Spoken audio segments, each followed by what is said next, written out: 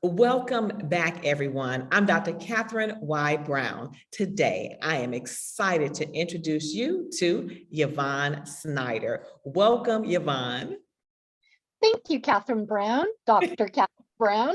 I am so excited, sending you a virtual heart through virtual land to have you here. Love it, love it. So for our viewers around the world that are watching this, I'm on this journey to capture 100 interviews. And so you are part of the first 100. And so this is a historical moment.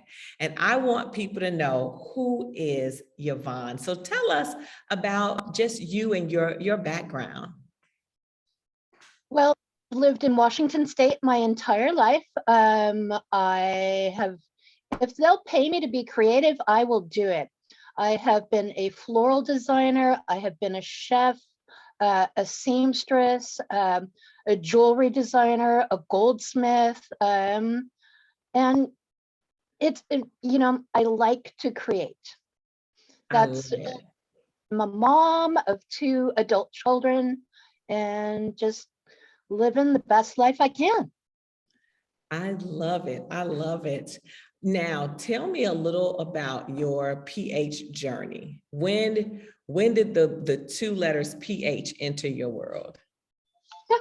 Of course, my phone's ringing. Let me silence it. I should have blocked that before we started. So back in, PH entered my life in 2017. It was early January, and I was short of breath, having a hard time going up and down stairs. Gosh, I can only do a half the thing of stairs, and what's going on? And I thought I was just getting older and not taking care of myself, and my insurance wasn't as good as it could be. So I shored that up and went and saw a doctor, and we went for a walk, and she monitored me, and I had a history of a saddle pulmonary embolism. I've got a CTEPH, chronic thromboembolic pulmonary hypertension, where my hypertension is caused by blood clots that have lodged in my lungs. And she said, do you realize you probably had more embolisms? And I want you to go to the hospital and get some tests. And they took me in and ran all these tests, and thankfully, unlike a lot of people with PH, I didn't get misdiagnosed. They were pretty fast tracked. So I went from being diagnosed around the beginning of February of 2017 to having a pulmonary thromboendarterectomy, which is the surgery where they go in and do open heart surgery, removing blood clots from my lungs in September of 2017. So it was kind of a whirlwind, and what a journey. Absolutely. What do you think contributed to you getting the quick diagnosis and the follow-up? I think part of it is I went to University of Washington Medical Center, and they have an incredible pulmonary hypertension lung specialty program that happens there. Also, I had that history of the double saddle pulmonary embolism in 2012. When they did all of the x-rays and the CT scans, they could see like opacities within my lung tissue, and they were pretty sharp on it. I was very, very thankful. I've read a lot of stories about people who haven't been able to be diagnosed so readily. And especially being a woman going into these things, they're like, oh, you have asthma. Oh, if you just exercise and eat better and lose weight. Oh, try yoga. Yoga will help. I feel for them so much. And I, in so many ways, it was a blessing to be diagnosed so quickly rather than, I have nothing but glowing reviews to say about UW-MC. They saved my life. Amazing. And you know what, Yvonne, I think that's important to hear, right? Because some people only hear the misdiagnosis, but when you have specialists, thank you to all of the specialists out there who are watching this and the specialty clinics. We honor you because through your work, we get a story like this, and that's so inspirational, so amazing. What is life like for you now in terms of treatment and medication management? I'm on 3 different medicines because I've got the blood clot issue. I will be on blood thinners for life. And then they put me on sildenafil. And after a while, my pressure started going back up after my surgery. And we discussed different options. So they added another med to my roster called ambrisantin. And the combination of the ambrisantin and the sildenafil has brought my pressures down. And I also went through 2 things that are known as balloon pulmonary angioplasty, where they go in through the groin and open up the blood vessels in my lungs.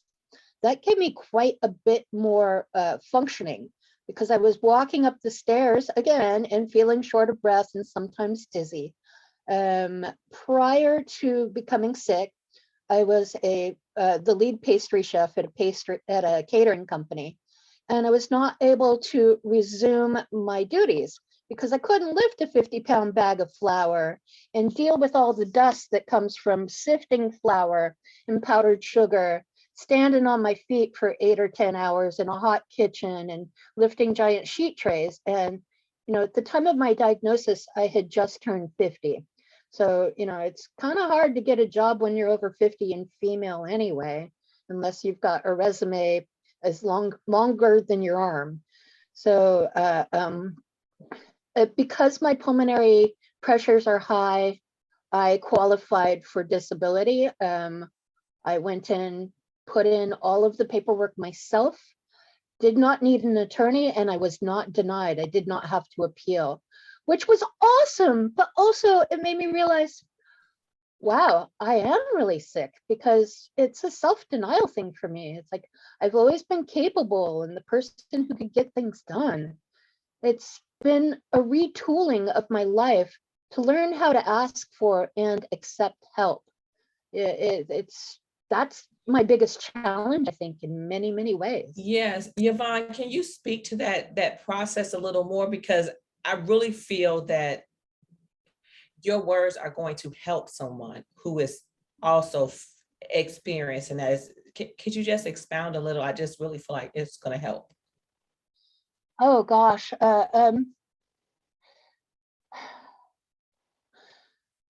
Being kind to yourself has been a really hard thing for me to do, and not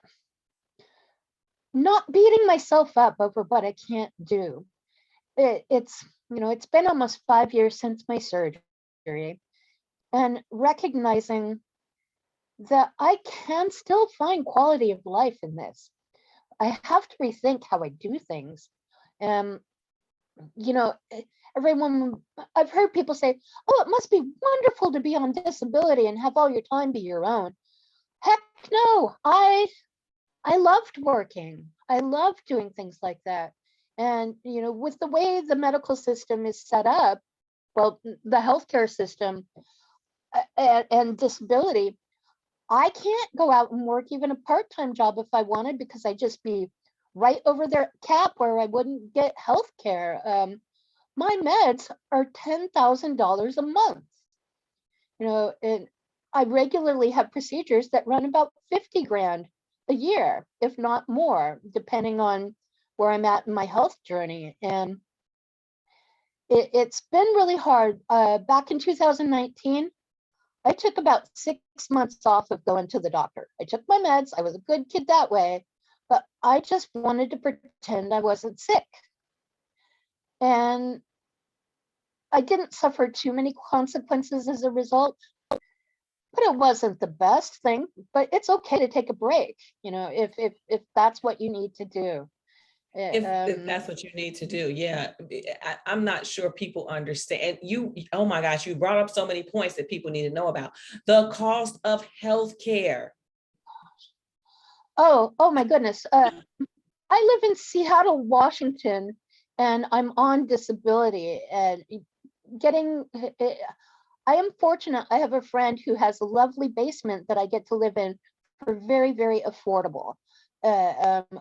Otherwise, I don't know what I would be doing. It's such a frustrating thing. And there were times when they were trying to get me approved for the ampersand, and that's when my insurance changed over from Washington State healthcare to Medicare.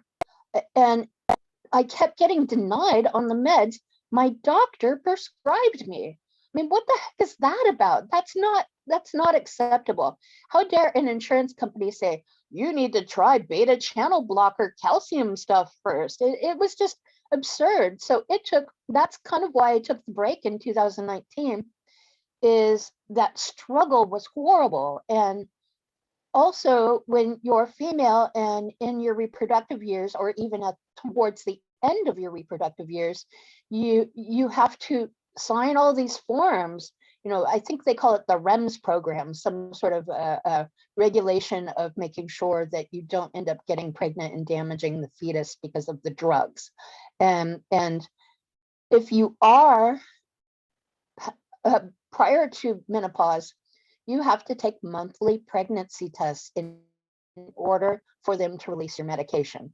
It's so challenging. I spend so many hours on the phone with doctors and pharmacies and insurance, just trying to get things dealt with. And the most important thing I think I've learned in that process is be patient, have my information together, and be kind.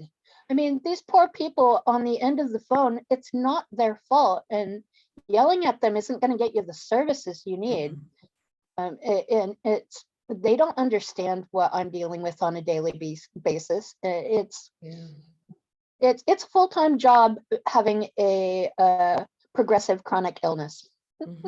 Yeah. You said it in such an eloquent way that I don't want anyone to miss it. It is a full-time job that doesn't pay you money. It's very expensive. It's exhausting. You have to learn how to be your own advocate, even on the days when you don't feel well. But you are educating providers, you're educating a health system. It's so many things.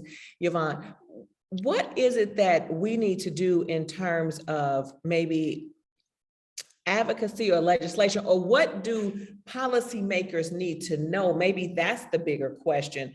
And what do insurance companies need to know? Because the cost of the insurance, cost of medication, we're just talking about the medication for the pH. So what do you think that they need to know? What education should we be disseminating to help them to understand it from a different perspective? That's actually a great question, and it's really hard to give an answer on that, because when you're dealing with policymakers, they don't always want to see the information and make change, especially with the insurance realm, because their goal is to keep going. They're not there to be a service to the community. They're there as a business to make money in general. And I think that that's one thing that is really, really backwards with what we have going on in the United States. If we had better healthcare for every single citizen, that would be a great start. But just continuing to have conferences and conversations, inviting people to spend a day with a PH person. I mean, some days are great and I can do almost everything I want. And other days, it's all I can do to take a shower. You never know what you're going to get, when you wake up in the morning, no matter how well you ate, no matter how much sleep you get, regardless, it's a mixed bag, and you have to be okay dealing with that. But how to get that through to legislature people and others, I really don't know. Well, Yvonne, I think you said it though, the conversation, and maybe there's a sprinkle of hope in there that as they listen to the voices and the stories, that maybe they'll understand something that they didn't know. So maybe continuing the conversation and increasing awareness. So we'll have to touch base in a couple of years, right, Yvonne, and see how we're doing on this journey, because the cost is a lot. And I've talked to many people who have said, they have to try medications that won't work just to get approved for the medication that the provider, the evidence-based research that shows what will work, they can't even get to it until they try several other things. And the fact of how that impacts their quality of life while they're waiting to get the care that they need. I do think that's something that our system needs to hear and know about, because that is frightening, because the diagnosis comes in so many different phases for different people. So that's a lot to deal with. Oh, yes, and after a while, you just get tired of doctor appointment after doctor appointment. It's like, okay, my life is all scheduled on doctor appointments. I'd like to do a quick touch back in regards to being on the phone trying to get services as a patient. I've done some things with the done support line for the Pulmonary Hypertension Association, and there are a lot of people who have difficulties articulating themselves. They either have English is not their first language, or they're elderly, or they have just challenges communicating. And I feel for them so much. I'm very fortunate that I can speak pretty clearly and I've got a line on what my needs are. But for these people who are just so confused and having a hard time and can't get their points across, I really wish there was some sort of an organization for advocacy for people who have communication issues. That would be a very useful thing for certain members of the community. Absolutely, Yvonne. And, for those of you watching around the world, if you have a group like that, or you know of one, please send an email, drop a link below this this podcast, because we do need to get that information out there. That's an excellent point, Yvonne. Excellent point. So as you think about the work, and the lives and those who've earned their wings and all of these other things that we deal with, if you had a magic wand, what would 10 years look like for the PH community? I feel that it would be more well-known within the medical community first off, and then the rest of society. I spend so much time educating friends and family and medical professionals and strangers I run into in the grocery store when they notice my scar. And the recognition that PH is not standard garden variety hypertension. There's no amount of yoga or eating well that is going to take this away.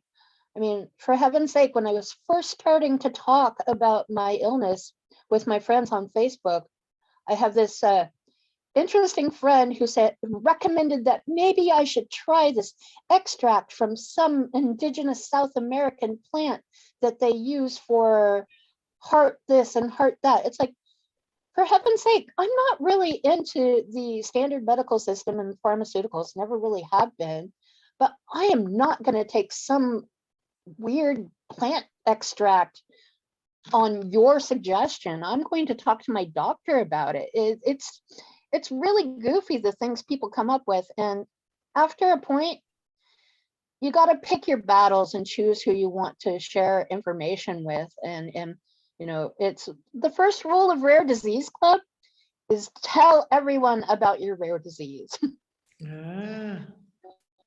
I love it. That's the first rule of Rare Disease Club is to tell everyone about your disease. And you heard it from Yvonne Snyder. That is a tweet. We need to tweet that and quote it.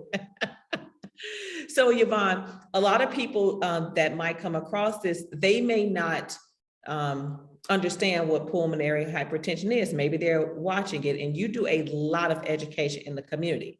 So how would you explain it to someone who's watching and saying, I'm really connecting with everything Yvonne is sharing, but I still don't understand what it is? How would you define or describe pulmonary hypertension? So pulmonary hypertension can happen because of a number of different reasons. It's basically just the thickening of the pulmonary artery, and it becomes so it's not as flexible. And for me, it's because I have blood clots blocking the flow of blood into my lungs to be oxygenated. And what it does, and even with people with other forms of pulmonary hypertension, is the blood does not flow into their lungs very readily. And then that causes a backup in your heart and creates, puts you at imminent risk for heart failure, because the pulmonary system is a low pressure system. And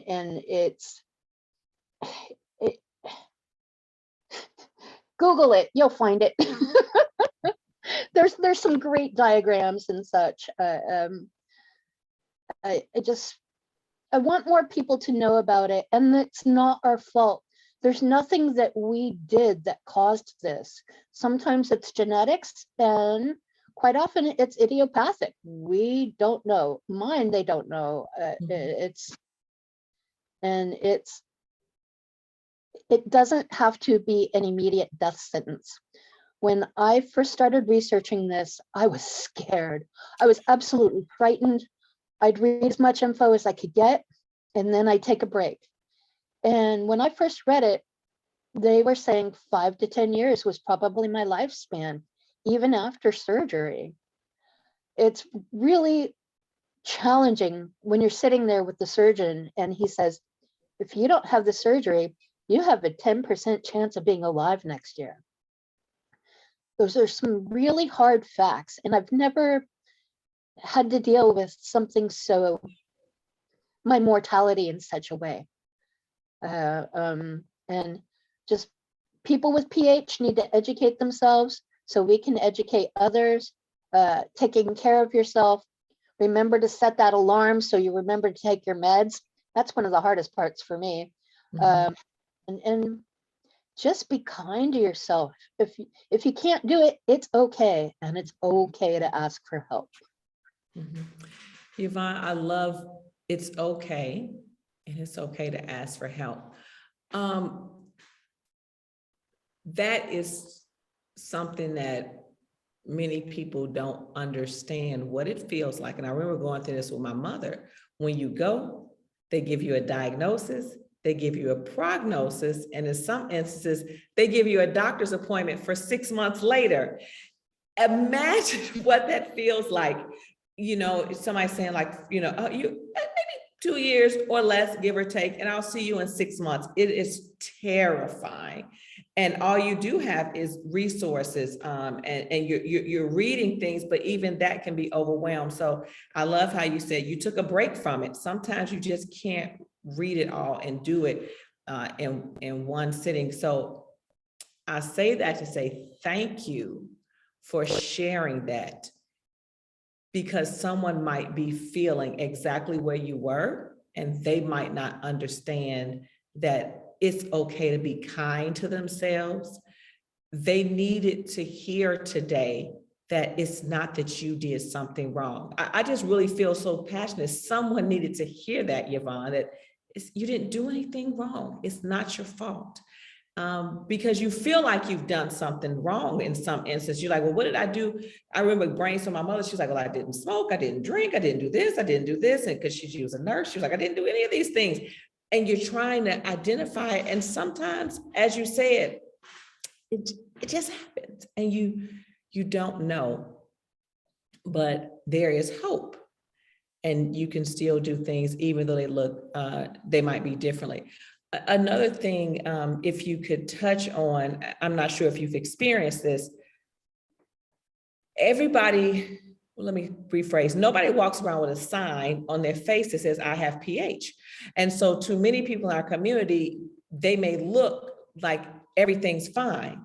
And so, you know, when you get sometimes a handicap placard and you park a little bit closer, but maybe you're not on continuous oxygen, and people are like, well, why are you in that parking spot? You know, I don't know if you've seen that happen to anyone that you can expound on. And I say that because I want someone to know, if you need to park in that parking spot and you need to be a little bit closer, it's okay. And for those who comment and give people the side eye, you really shouldn't do that. Yes, the visual stigma of invisible illnesses is very, very real. I get told all the time, wow, you look really good though. And it's like, that's small consolation. My sister-in-law has fibromyalgia and has a handicap placard. And, you know, sometimes I've been with her when she gets the side eye from people. And it just like with me, I never know how I'm going to feel from day to day.